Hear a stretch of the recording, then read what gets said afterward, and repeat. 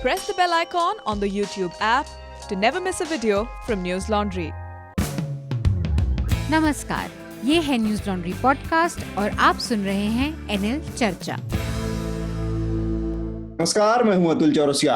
आपका खर्चा आपकी चर्चा हफ्ता दर हफ्ता हम एक बार फिर से लेकर आए हैं न्यूज लॉन्ड्री का हिंदी पॉडकास्ट एनएल चर्चा में आज हमारे साथ शार्दुल कात्यायन को जुड़ना था, लेकिन शार्दुल भोपाल में है और वहां पर आंधी तूफान और बारिश की वजह से पावर कट चल रहा है, तो इसके शार्दुल हमारे साथ नहीं जुड़े हैं। लेकिन इसके अलावा हमारे साथ दो और खास मेहमान हैं। हमारे साथ हमारे एसोसिएट एडिटर मेघनाद हैं। स्वागत है मेघनाद आपका चर्चा में।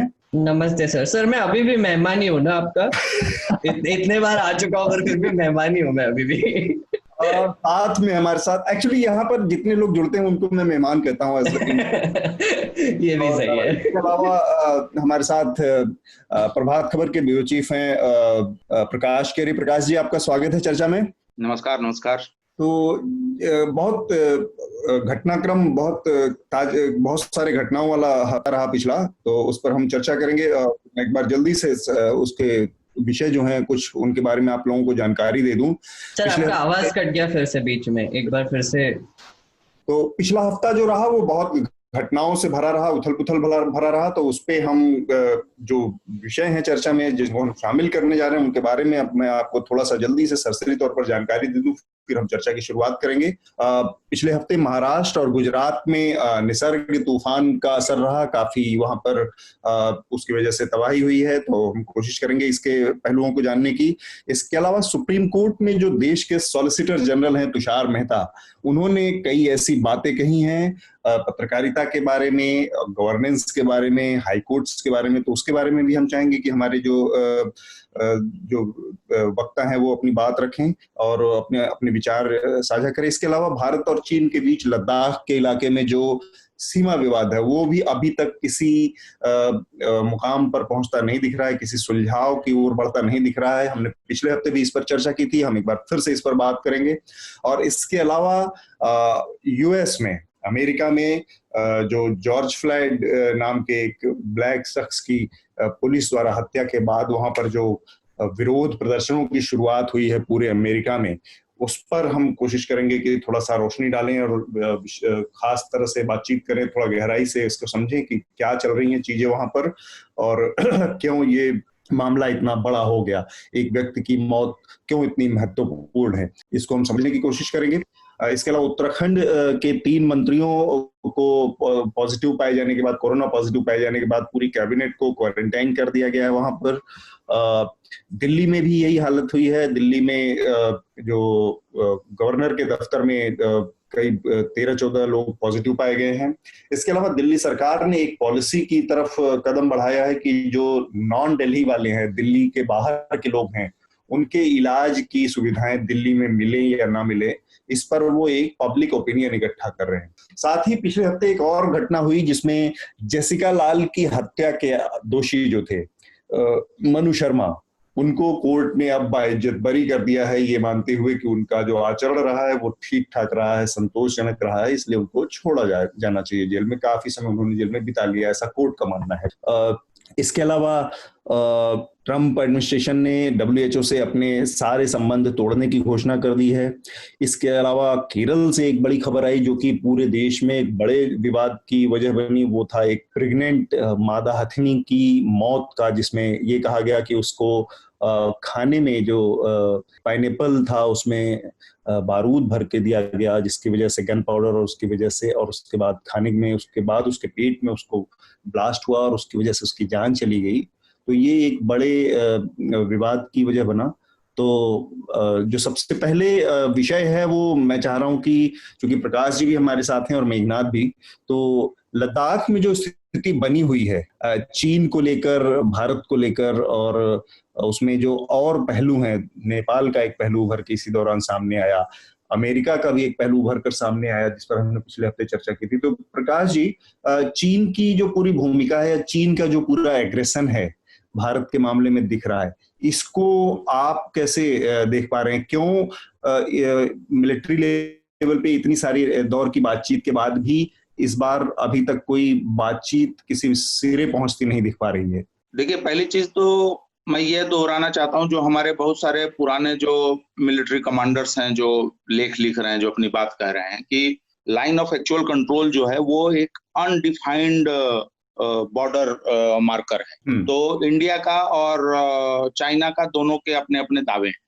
हाँ। और इस वजह से क्या होता है कि मतलब एक तरीके से आप कहें कि एनुअल रिचुअल जैसा बन गया कि कभी यहाँ थोड़ी सी झड़प की खबर आई, कभी वहां कोई आ गया, कभी कुछ हो गया, वो भी आरोप लगाते हैं, हमारी तरफ से भी ये बातें होती हैं। तो एक चीज तो ये है, लेकिन ये नॉर्मल जो ये घटनाएं होती थी बीच बीच में गर्मियों में खासकर, तो उनसे अभी की तुलना नहीं की जा सकती, क्योंकि इस पर थोड़ा सा फ्लेयर अप जो है थोड़ा ऊंचे लेवल पे दिख रहा है।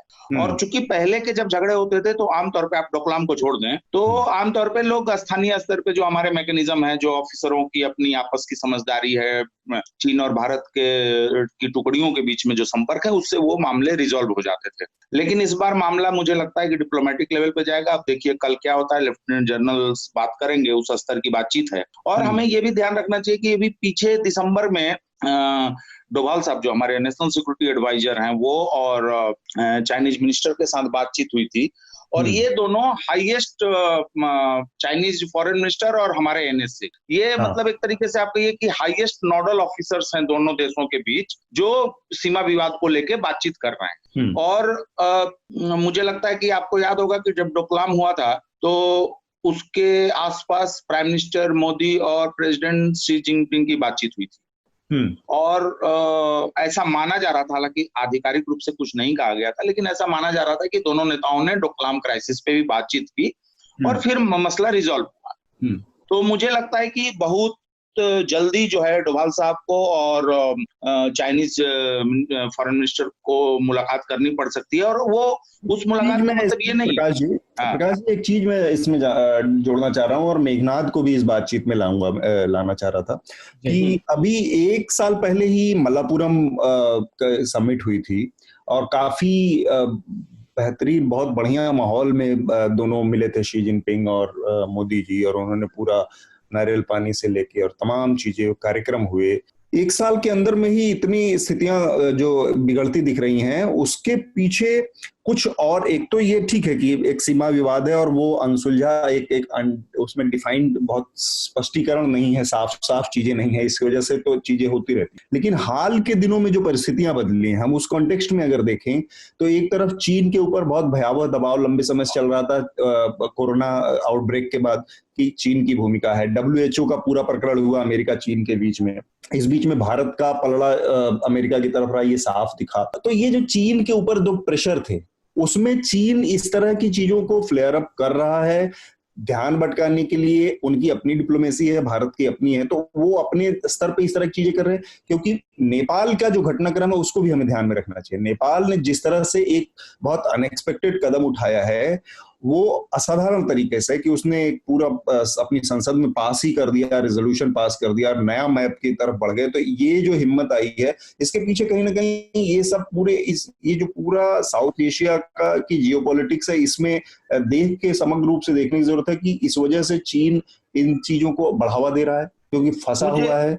मुझे लगता है कि ये सारी बातें हो सकती हैं, लेकिन ये मुख्य कारण मेरे हिसाब से ये नहीं है। क्योंकि अगर ऐसा होता तो आप देखेंगे कि जो लाइन ऑफ कंट्रोल का या भारत चीन सीमा का जो उत्तराखंड का पूरा रेंज है, इस रेंज पे एक्टिविटी सामान्य है, जो मतलब हमारे ऑफिसर्स कह रहे हैं, जो हमारी मिलिट्री कह रही है जी। तो अगर सचमुच में कोई सीमा पे फ्लेयर अप जैसी चीज होती, कुछ ज्यादा गंभीर चीजें होती, तो डेफिनेटली वहां पे भी चाइनीज एक्टिविटी हमको दिखती बीच में। बहरहाल, एक तो ये चीज है कि पहले ये हर गर्मियों का रिचुअल है, तो इस बार भी हुआ, एक तो ये। दूसरी चीज हमें ये समझना चाहिए कि जो उतना कोरोना से लेना देना नहीं है जितना कि इकोनॉमिक क्राइसिस जो है चाइना में भी और पूरा ग्लोबल लेवल पे, और जो ये कोल्ड वार शुरू हुआ है पिछले 2 साल से। हाँ। तो चीन, आप देखेंगे कि चीन ने तिब्बत वाला और पाकिस्तान का जो कॉरिडोर है और चीन के अंदर जो इंडस्ट्रियल टाउन्स हैं, उनके बीच उन्होंने बहुत लगातार पिछले सालों में बहुत बड़े इंफ्रास्ट्रक्चर बनाए, और वो इंफ्रास्ट्रक्चर ये लद्दाख के बगल से होके गुजरता है। और इंडिया को भी अपने सीमावर्ती क्षेत्रों में काफी कुछ डेवलप करना पड़ रहा है, क्योंकि आपको पता होगा कि भारत के जो सीमावर्ती इलाके हैं बहुत दशकों तक बहुत पिछड़े रहे और वहां पे इंफ्रास्ट्रक्चर नहीं लगाए गए। और उसका कारण ये था कि हमारी समझदारी ये थी कि उसका फायदा जो है दुश्मन देश उठा सकता है युद्ध की स्थिति में। लेकिन अब वो समझदारी बदली है, हमारे भी इंफ्रास्ट्रक्चर डेवलप हो रहे हैं। तो एक तो ये मसला है जिसकी वजह से चीनी प्रेजेंस हमको दिख रहा है। दूसरी चीज हमें ये समझनी चाहिए कि अभी भी चीन जो है घुसपैठ कहीं कहीं किसी पॉइंट पे जो झगड़े हुए हैं घुसपैठ हुआ है, लेकिन अभी भी चीन ने ये हिम्मत नहीं दिखाई है कि वो हमारे जिसको कि हम ऑफिशियली जिस पर अभी हमारा कब्जा है, मतलब विवादित एरिया को आप छोड़ दें, लेकिन जहां तक हम हैं जिस पॉइंट तक, उस पॉइंट के भीतर चीन ने अपने तंबू नहीं गाड़े। ये अभी तक उसने हिम्मत नहीं की है। ये एक्टिविटी अभी भी अपने अपने जोन में हो रही है, चाहे वो तंबू गाड़ दें, चाहे उनके जवाबी कार्रवाई में हम वो फोर्स टैंक लगा दें। तो मेरा ये मसला मानना है कि निश्चित रूप से इसमें ये तनाव पहले से ज्यादा बढ़ा है, लेकिन मुझे लगता है कि ये मिलिट्री कॉन्फ्लिक्ट या छोटे लेवल का भी मिलिट्री कॉन्फ्लिक्ट या बड़े लेवल के मिलिट्री कॉन्फ्लिक्ट में मैं नहीं समझता हूं कि वो इरादा चाइना का है, क्योंकि चाइना की इकोनॉमी का खुद क्राइसिस में है। चीन को अभी ट्रस्ट डेफिसिट को पूरा करना है। चीन अभी साउथ चाइना सी में और वियतनाम ताइवान के साथ उसके लफड़े फंसे, अभी हांगकांग का भी मसला आ गया है। मुझे नहीं लगता कि चाइना भारत के साथ मोर्चा खोलेगा। ठीक है मेघनाथ, ये तमाम स्थितियां आपके भी सामने हमने पिछले हफ्ते में डिस्कस की थी, तो इस हफ्ते में उसके बावजूद हम किसी तरफ बढ़ते नहीं दिख रहे। आपका क्या अपना आकलन है? जी सर, तो मैंने लास्ट हफ्ते में लद्दाख रीजन के बारे में भी बात किया था और हमने सबने बात किया था, और प्रकाश जी ने भी काफी विस्तार से इस पे बात किया। मैं ना थोड़ा सा हटके एक चीज बोलना चाहूंगा। जैसे सर ने बोला कि ये हर समर के सिचुएशन में ये लाइन ऑफ एक्चुअल कंट्रोल जो है, बिकॉज ये अनडिफाइंड है, तो उसमें ये मतभेद होती रहती है। बट हमको एक्चुअली एरिया जो है वो देखने की जरूरत है, वो है थोड़ा लद्दाख से हटकर जो हमारा इंडिया टिबेट का जो फ्रंटियर है, जहाँ पे डोकलाम का जो कॉन्फ्लिक्ट हुआ था, उसकी तरफ देखने की अभी बहुत जरूरत है। क्योंकि जब ये इंकर्जन हो रहा था लद्दाख के एरिया में, उसी के पहले चाइना ने कुछ 47 टनल्स का ब्लास्टिंग कंप्लीट किया है वहां पे। वो एक 400 प्लस किलोमीटर का एक रेल लिंक बना रहे हैं ल्हासा से नांगची तक, ल्हासा से निंगची तक, जो कि फाइनली कनेक्ट करता है यांगडोंग पोर्ट को। और ये यांगडोंग पोर्ट जो है वो ये चुम्बी वैली में है, सिक्किम के पास है, जो डोकलाम साइड जो हुआ था वहां पे उधर तक पहुंचता है। तो इसकी वजह से क्या होगा कि जो मोबिलाइजेशन जो है उनका, वो 15 घंटे में उनका जो मेन ल्हासा से लेके चेंगडू तक हो सकता है। तो यहाँ पे अगेन थोड़ा सा और डिटेल देना चाहूंगा। चाइना ने 119 ब्रिजेस बना लिए हैं 120 ब्रिजेस में से, और ये 115 किलोमीटर के ट्रैक भी ले हो चुके हैं। तो और ये ऑपरेशनल हो जाएगा 2021 तक। तो मतलब ये बहुत जल्दी होने वाला है। और हमारी जो हालत है अभी इंडिया की, हम इंफ्रास्ट्रक्चरली इतने स्ट्रांग नहीं है अभी। तो ये लद्दाख का कॉन्फ्लिक्ट अगर आप देखोगे तो वो तो बिकॉज वो अनडिफाइंड है तो वो होता रहता है, पर मुझे लगता है कि हमको वरी करना चाहिए।